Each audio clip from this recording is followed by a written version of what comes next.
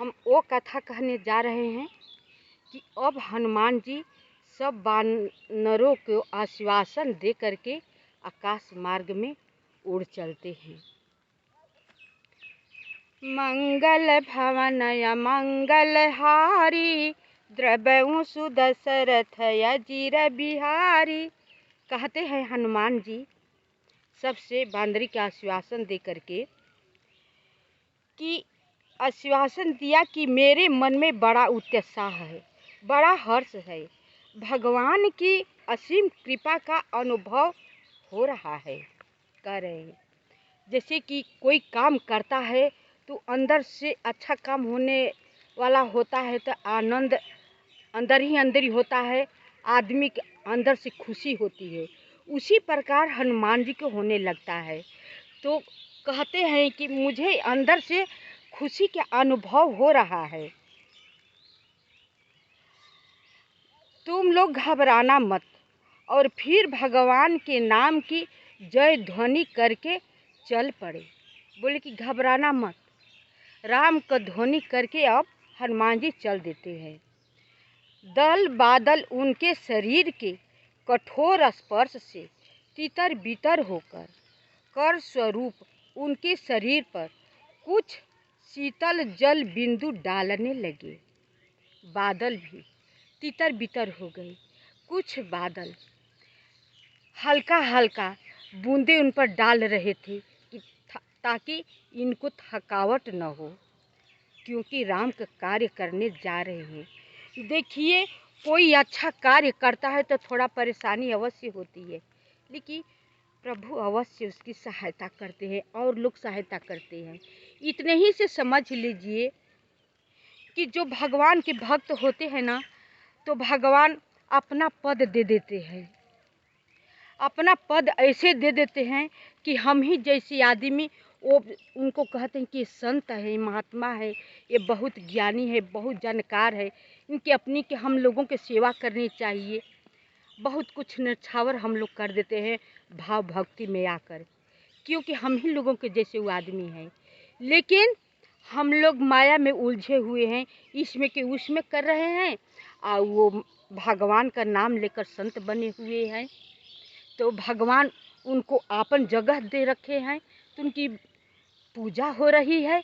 बस फर्क इतना ही तो है, हम लोग वो इस जगह पर नहीं पहुँचे हैं तो अपने लोगों के नहीं पूजा नहीं हो रही है। जिसका जो मर्जी वो कर दे रहा है, और जो भगवान का स्मरण करता रहता है, दिन रात भजन कर रहा है, तो उसकी भगवान अपनी जगह दे रखे हैं। तो उनकी भगवान की तरह पूजा हम लोग संत लोग के करते हैं। हम ही लोग जैसे आदमी हैं, वो हम ही लोग जैसे वो मनुष्य हैं, अवतार लिए हैं। तो उसी तरह हनुमान जी जब जा रहे हैं प्रभु श्री राम जी को कार्य करने के लिए, तो बादल हल्की हल्की बूंदे गिरा रहे हैं। श्री मारुति राय और किसी ओर न देखकर आकाश मार्ग से ही चले जा रहे थे। समुद्र ने सोचा कि राम के पूर्वजों ने ही मुझे यह रूप दान दिया है। ये समुद्र सोच रहा है कि राम को जो पूर्वज थे उन्होंने ही मुझे रूप दान दिया है, परंतु मैंने उनका कोई उपकार नहीं किया। कहीं राम के मन में यह बात न आ जाए कि सीता हरण में समुद्र का भी हाथ रहा है, समुद्र भी डर रहा है। जिस पर कोई कभी उपकार किया होता है ना, तो उसकी औलाद को भी सुख मिलता है। अब पूर्वजों ने तो समुद्र को रूप दे रखा है, लेकिन राम से अब समुद्र डर रहे हैं कि इसी समुद्र पार करते हुए रावण ले गया। राम जी कहीं सोच न बैठे कि इसमें समुद्र के भी हाथ है,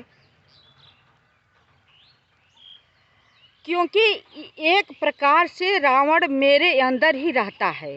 ये देखिए समुद्र में ही रावण रहता है, मैं ही उनके किले की खाई हूँ। यदि मैं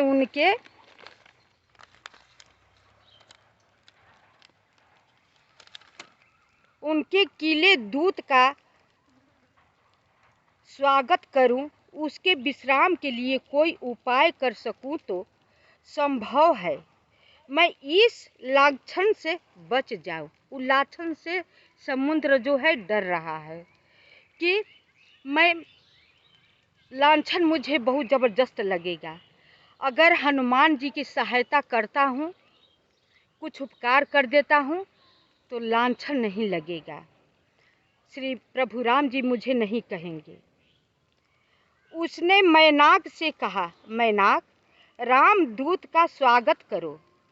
मैनाक बड़ा विशाल रूप धारण करके समुद्र के ऊपर निकल आया। हनुमान ने समझा कि यह कोई विघ्न है। वे अपने पैरों के प्रहार से उसे पातालगामी करने ही जा रहे थे। अब मैनाक पर्वत निकल रहा था समुद्र के कहने पर, तो हनुमान जी ने सोचा कि कोई राक्षस से मेरे काम में विघ्न बाधा डालने आ रहा है, तो उन्होंने अपने पैरों से प्रहार करने जा ही रहे थे, तब तक से रुक गए। मैं ये कथा यहीं पर विश्राम करती हूँ। मेरी कथा आप सब सुनेंगे तो हम लंबी लंबी कथा डालेंगे, इसका शेष भाग अगले वीडियो में डाल देती हूँ। तो मेरी कथा सुन करके मेरा मनोबल बढ़ाते रहिए और लाइक सब्सक्राइब अवश्य कीजिए।